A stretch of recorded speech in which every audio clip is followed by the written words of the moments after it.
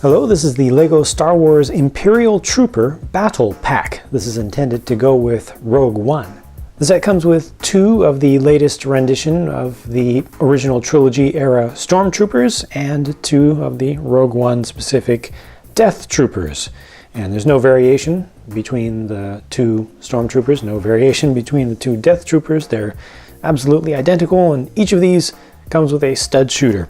They do not have any non-stud shooters included in this set. I personally think that just based on how much negative feedback they've gotten online about the stud shooters, they should include just regular shooters as well. Even if most actual buyers of these or actual consumers of sets like this like the stud shooters, like to play with them, you know, the folks who we don't hear from on the internet because they're busy playing with their toys rather than complaining about them. Even if those folks, the majority, enjoy the stud shooters, I still feel like LEGO would just gain so much by leaving 4 pieces out of the main build and including instead 4 just regular blasters for everyone else of all ages who wants to have those more realistic blasters.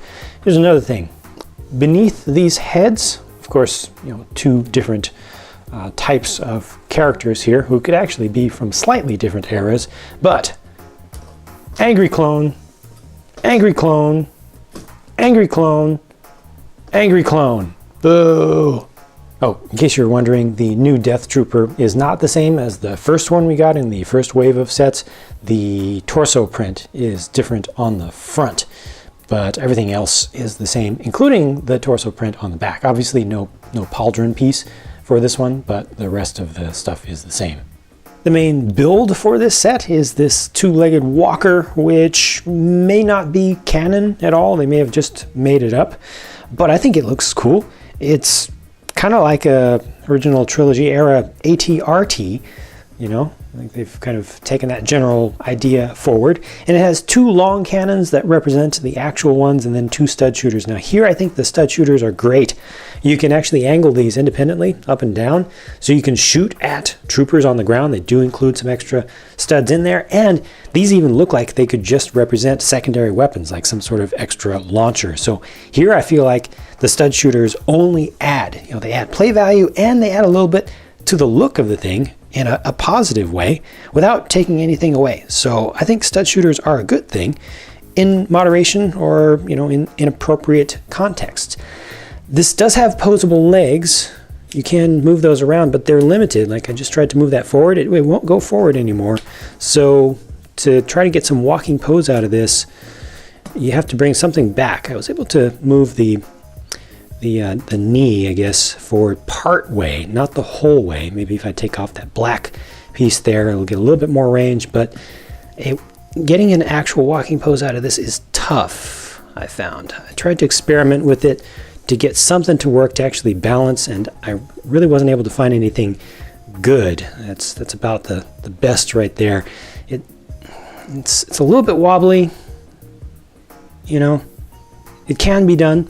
They do have the joints there, so you can make this happen, and there are a couple other even less stable poses that you can get out of it, but you know, it's so much better actually being able to get something rather than having no option whatsoever. So this many joints, I think, is a good thing to have in there. No waist articulation on this thing, no cockpit console, you know, print or anything in there, but again, I think that for what this is, for the number of pieces and all, it's pretty cool. It's obvious when you look at the packaging that LEGO was under the impression Death Troopers were going to be a big deal in Rogue One. We, you, me, other fans now have the benefit of hindsight to know that's not the case. So we now today could say there should have been at least 3 Stormtroopers in here and a maximum of 1 Death Trooper. But I think LEGO kind of planned this out as best they could based on the information they actually had available to them. All things considered, this is not necessarily one of the better battle packs that they've made, I think.